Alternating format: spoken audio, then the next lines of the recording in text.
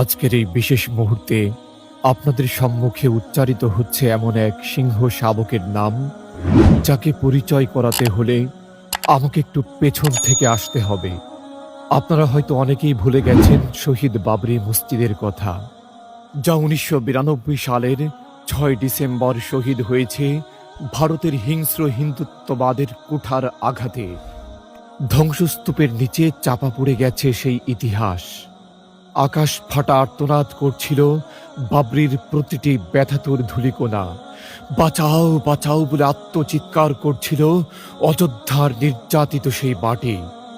সেই ডাকে সাড়া দিয়ে জেগে ওঠেন বুকে আগুন নিয়ে হাঁটা এক বজ্র কণ্ঠস্বর, যার নাম শাইখুল হাদিস আল্লামা আজিজুল হক রহমাতুল্লাহি আলাইহি। তিনি জানতেন, অন্যায়কে রুখতে হলে কেবল কথার শানিত অস্ত্র নয়, প্রয়োজন ঐক্যবদ্ধ সংগ্রামের। তাই তো তিনি ১৯৯৩ সালের ৪ জানুয়ারি এহেন ঘৃণ্য জুলুমের বিরুদ্ধে দিলেন ঐতিহাসিক এক লং মার্চের ডাক। প্রতিবাদের ঝড় শুরু হলো। বাংলার মাটি থেকে উচ্চারিত হতে থাকলো ঈমান দীপ্ত স্লোগান, আল্লাহু আকবার ধ্বনি। মানুষের হৃদয়ে জ্বলে উঠল ন্যায়ের শিখা। প্রাণের বাবরিকে রক্ষা করতে না পারলেও মুসলিমদের বুকে জ্বেলে দিয়েছিলেন এক তুষের আগুন, যা এখনো দাউ দাউ করে জ্বলছে। বাবরি, তুমি মুছে যাবে না। তোমার স্মৃতি জেগে আছে শাইখুল হাদিস আল্লামা আজিজুল হক রহমাতুল্লাহি আলাইহির কণ্ঠে।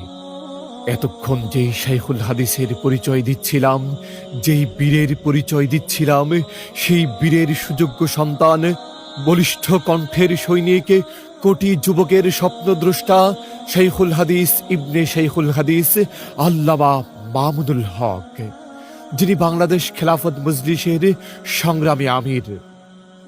রক্তের উত্তরাধিকার যে বহন করে, যোগ্য পিতার আদর্শ যে গ্রহণ করে, তার কণ্ঠে জাগে বজ্রের গর্জন, তার শব্দে শব্দে ঝরে তপ্ত আগুন, তার কথার স্রোতে ভেসে যায় মিথ্যার ভিত্তিহীন প্রাসাদ।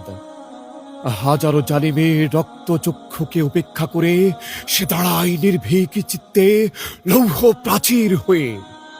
ধর্ম, সংস্কৃতি, অধিকার সব কিছু রক্ষার জন্যে সে লড়ে যায় যেন রক্তে লেখা প্রতিজ্ঞা তার।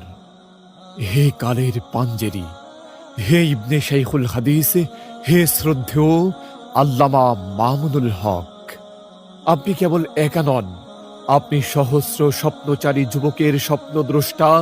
আপনার উচ্চারণ